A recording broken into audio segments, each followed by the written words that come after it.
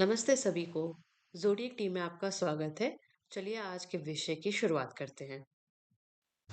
अब अगर D9 के प्रथम भाव में अगर शुक्र होते हैं, तो यहाँ पे हम देखते हैं कि यहाँ पे संबंधों की जो होती है वो एक तरीके से गहरी आवश्यकता मतलब कि रहती है उनको, ऐसे इंसान को।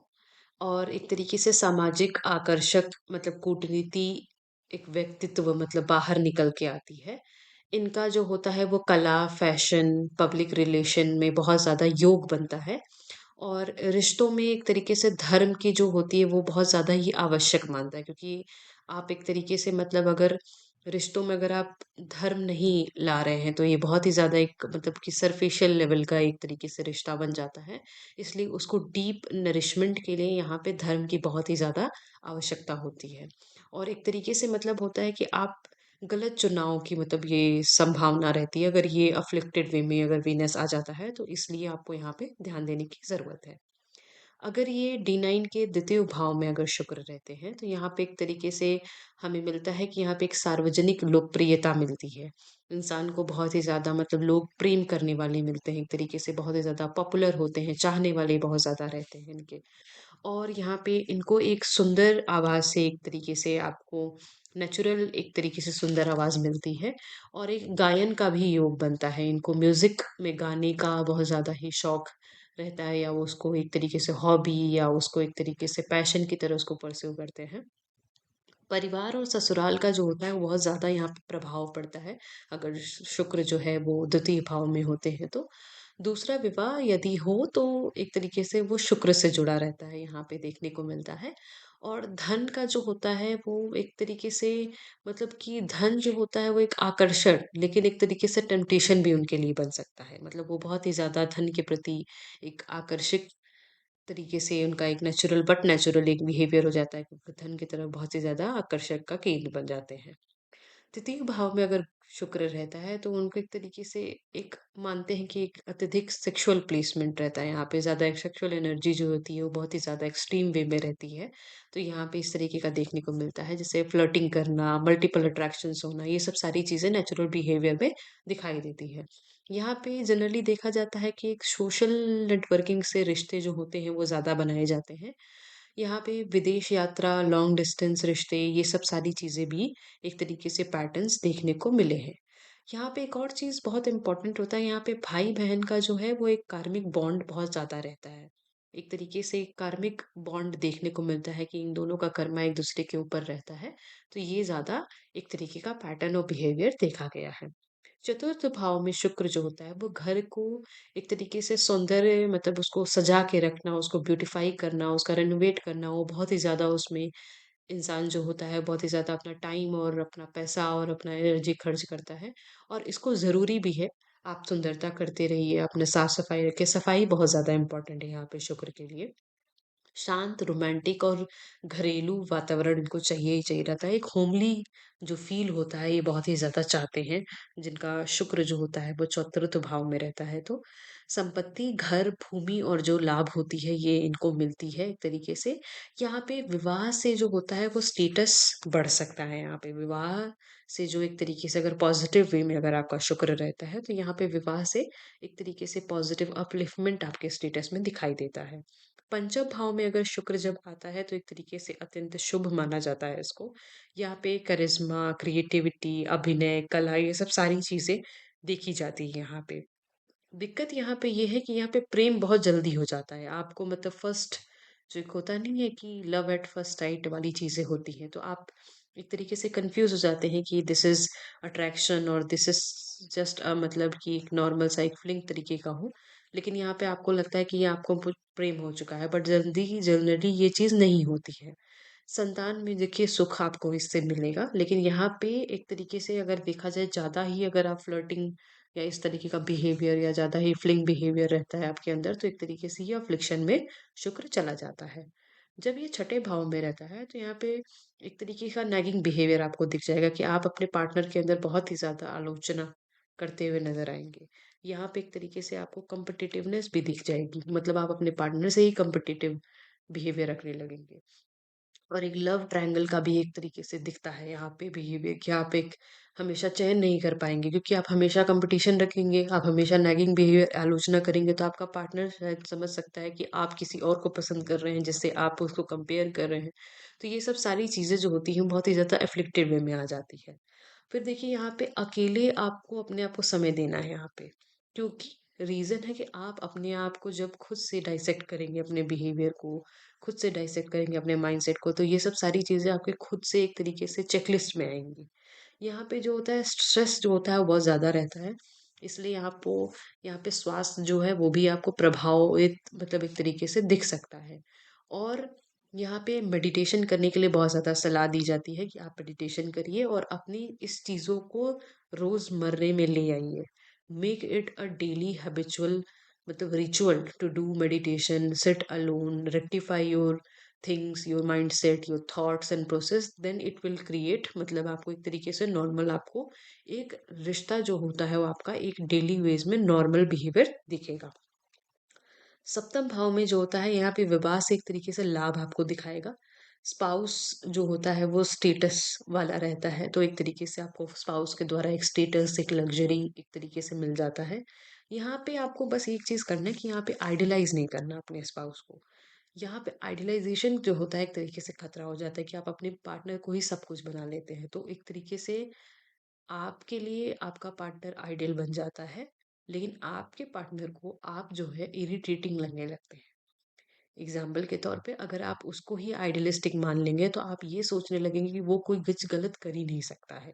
और जब वो गलत नहीं कर सकता है, व्हाट इफ अगर वो कुछ गलती कर देता है, तो आपसे उसका एक झगड़ा वाला रूप तैयार होने लगता है। तो इसलिए यहाँ पे आइडियलाइजेशन आपको नहीं करना है और अपने जो रिलेशनशिप में ट्रांसपेरेंसी लानी है। अष्टम भाव में शुक्र जो होता है वो एक तरीके से धन, इनहेरिटेंस या स्पाउस का सपोर्ट देता है। सेक्सुअलिटी यहाँ पे जो होती है वो बहुत ज़्यादा इंटेंस या डार्क रूप में आपको दिखेगी, और ऑब्सेशन जो होता है रिलेशनशिप में बहुत ज़्यादा आ जाता है। और यहाँ पे आपको सिक्रेसी जो है आपको एकदम नहीं रखनी है, एकदम जैसे कि ना के बराबर आपको एक तरीके से आपको रखना है, क्योंकि यहाँ से आपको सिक्रेसी से बहुत ज़्यादा खतरा का एक तरीके से दिखता है। और इन लॉज से आपको लाभ भी मिल सकता है यहाँ पे। नवम भाव में अगर शुक्र रहता है तो एक तरीके से पास्ट लाइफ रोमांस का देखने का एक बिहेवियर दिखाई देता है। यहाँ पे एक तरीके से डेस्टिनी ड्रिवन रिलेशनशिप्स आपको मिलेंगी। और जैसे कि मान लीजिए कि आपको ऐसा लगे कि आपका पार्टनर पिछले जन्म से आपसे जुड़ा हुआ हो, एक दूसरे का कार्मिक आपके ऊपर एफर्ट लगा हो, इसलिए ये सब सारी चीजें आपको एक तरीके से लगेगा कि ये सब सारी चीजें पहले कभी हुई हुई है, या इस तरीके का कर्मा जो हो कर्म संबंध जो होता है वो एक दूसरे का आदान प्रदान होता है। यहाँ पे विदेश शिक्षा यात्रा से मतलब कि मुलाकात एक तरीके से हो सकती है, आपका बहुत लोगों से एक तरीके से मिलते हैं आप एक दूसरे से, विदेश से शिक्षा से आपको इस तरीके का लाभ हो सकता है। अब देखिए यहाँ पे अगर मान लीजिए कि आप नवम भाव में है तो आपको किसी न किसी कला में रुचि हो सकती है। तो उस रुचि को अगर आपको आगे बढ़ाना है एक तरीके से, जैसे मान लीजिए किसी भी चीज में आपको रुचि है तो आपको यहाँ पे उस रुचि में ट्रेनिंग की आवश्यकता है। यहाँ ट्रेनिंग जो होता है वो बहुत ज्यादा इंपॉर्टेंट है, अगर वो ट्रेन रहेंगे आप तो आपको इससे बहुत ज्यादा लाभ हो जाएगा। दशम भाव में शुक्र जो होता है वो एक तरीके से जो है विवाह जो है एक पब्लिक डोमेन में हो जाता है। यहाँ पे जो विवाह है एक तरीके का अब एक पब्लिक डोमेन मैटर है। यहाँ पे जो होता है स्टेटस जो होता है वो मैरिज के थ्रू ही अपग्रेड होगा। यहाँ पे धन और प्रतिष्ठा जो होता है वो इंक्रीज होती है अगर इफ्लिक्टेड ना हो तो। और घर और निजी जीवन जो होता है वो बहुत ज्यादा इंपॉर्टेंट हो जाता है। यहाँ पे जो फोकस होता है वो घर हो जाता है और आपका प्राइवेट मैटर होता है। ये चीज ज्यादा एक तरीके से आपका centre of meaningful way of life हो जाती है, क्योंकि आपके लिए यही ज्यादा फोकस में आ जाता है।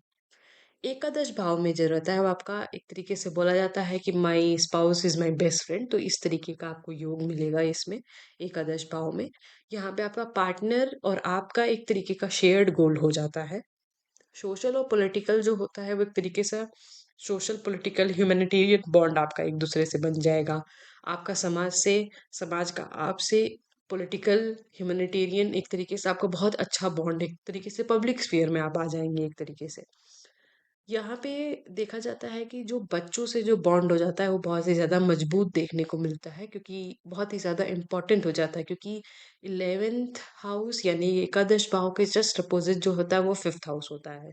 तो यहाँ पे अगर वो पॉजिटिव वे में रहता है, वो हाउस एफ्लिक्ट नहीं हो, वो प्लेनेट एफ्लिक्ट नहीं हो, तो चिल्ड्रन से बॉन्ड आपकी बहुत ज़्यादा अच्छे बन जाते हैं। जैसे चिल्ड्रन से आपका खुद से एक नेचुरल एक अफेक्शन, या बच्चों का आपसे या आपका बच्चों से बहुत ज़्यादा अच्छा बनता है।